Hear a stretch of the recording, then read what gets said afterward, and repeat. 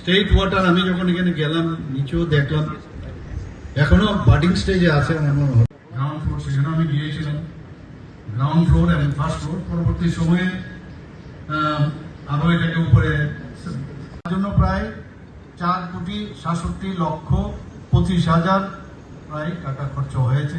দ্বিতীয় পর্যায়ে দপ্তরের সেক্রেটারি মহোদয়ের সাথে কথা বলবো যে যারা কাজটা এখানে শেখার পর যদি এরকম দেখা যায় এই কাজ অলরেডি কেউ করেছে তাকে হয়তো বা ট্রান্সফার করে নিয়ে আসা যায়, কিন্তু কাজের যেন নষ্ট না হয় এবং তাকে প্রপার ট্রেনিং দেওয়ার যে বিষয়, যদি কাউকে আলাদাভাবে ট্রেনিং দেওয়া হয় সেটা করা যেতে পারে, কোনো অসুবিধা নেই।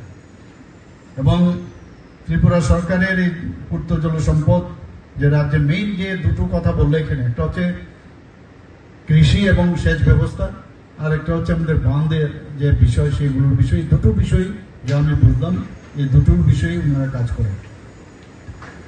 আমাদের ত্রিপুরা কিন্তু কৃষি নির্ভর, আপনারা জানেন। তো এখানে আমাদের জিএসডিপি প্রায় সবচেয়ে বেশি আসে কৃষক মানে এই কৃষি থেকে, যে সেই জায়গায় এটাকে যদি শক্তিশালী করা হয় তাহলে আমাদের যে জিএসডিপি এখন সেকেন্ড হাইস্ট আমরা নর্থ ইস্টার্ন রিজন, আধুনিকরণ সেটা খুব প্রয়োজন এবং আপনারা সবাই এটাকে নিরলসভাবে কাজ করছেন। আরও এখন যেহেতু এই ডাটা সেন্টার হয়েছে আপনাদের পক্ষেও সুবিধা হবে, খুব ইজ অফ ডুইং বিজনেস যেটা বলা হয়েছে সেই জায়গায় আপনারা আরও খুব সাবলীল ভঙ্গিতে আপনারা কাজ করতে পারবেন।